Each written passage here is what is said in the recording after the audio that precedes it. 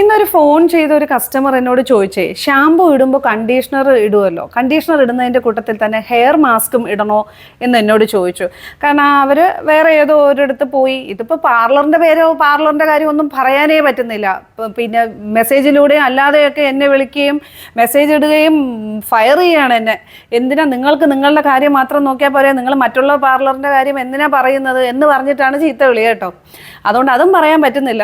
Anyways ഇന്നൊരു customer എന്നെ വിളിച്ചിട്ടുണ്ടായിരുന്നു. എന്നോട് ചോദിച്ചു, ഇങ്ങനെ അവർക്ക് അവിടെ നിന്ന് വേറൊരു സ്ഥലത്ത് പോയപ്പോൾ അവിടെ നിന്ന് ഇനിയിപ്പോൾ അങ്ങനെയൊക്കെ പറയാം കേട്ടോ, വേറൊരു സ്ഥലത്ത് അവർ പോയി, അവിടെ ചെന്നപ്പോൾ അവരൊരു ഷാമ്പു, ഒരു കണ്ടീഷണർ, മാസ്ക്, ഒരു സിറവും കൊടുത്തു. അപ്പോൾ അവർ പറഞ്ഞു ഇത്രേ, കണ്ടീഷണർ ഇട്ട് വാഷ് ചെയ്ത് കളഞ്ഞതിന് ശേഷം മാസ്ക് ഇടണം, അതിൻ്റെ കൂടെ തന്നെ മാസ്ക് നിർബന്ധമാണെന്ന് പറഞ്ഞു. നിർബന്ധിച്ചിട്ട് മാസ്കും കൂടെ കൊടുത്തു എന്നാണ് പറഞ്ഞത്. ശരിക്ക് ഷാമ്പു ഇട്ട് നമ്മൾ കണ്ടീഷണർ മാത്രം ഇട്ടാൽ മതി, അതിൻ്റെ കൂടെ തന്നെ മാസ്ക് ഉപയോഗിക്കേണ്ട ആവശ്യമില്ല. മാസ്ക് നമ്മൾക്ക് മാസത്തിൽ 1 പ്രാവശ്യമോ 2 പ്രാവശ്യമോ മാസ്ക് മാത്രമായിട്ട് നമുക്ക് ഇടാം. മുമ്പ് ഞാൻ മാസ്ക് മാത്രം ഇടുന്ന എങ്ങനെയാണെന്നുള്ളൊരു വീഡിയോ ഞാൻ ചെയ്തിട്ടും ഉണ്ടായിരുന്നു കേട്ടോ. അപ്പോൾ നമ്മൾ ഷാമ്പു വാഷ് ചെയ്ത് കണ്ടീഷണർ ഇടുകയാണെങ്കിൽ മാസ്ക് ഇടണ്ട, മാസ്ക് ഇടുകയാണെങ്കിൽ കണ്ടീഷണർ ഇടണ്ട. സിറം നമുക്ക് എപ്പോൾ വേണമെങ്കിലും യൂസ് ചെയ്യാം.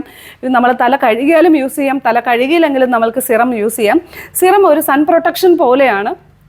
നമ്മൾ ഫേസിലിടുന്ന സൺ പ്രൊട്ടക്ഷൻ എങ്ങനെയാണോ നമ്മളെ പ്രൊട്ടക്റ്റ് ചെയ്യുന്നത്, ആ സെയിം തന്നെയാണ് നമ്മുടെ ഹെയർ സിറം നമ്മളെ പ്രൊട്ടക്റ്റ് ചെയ്യുന്നത്.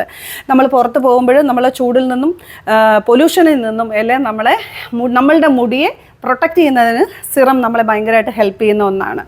അടുത്ത വീഡിയോയുമായി വരുന്നത് വരെ ബൈ.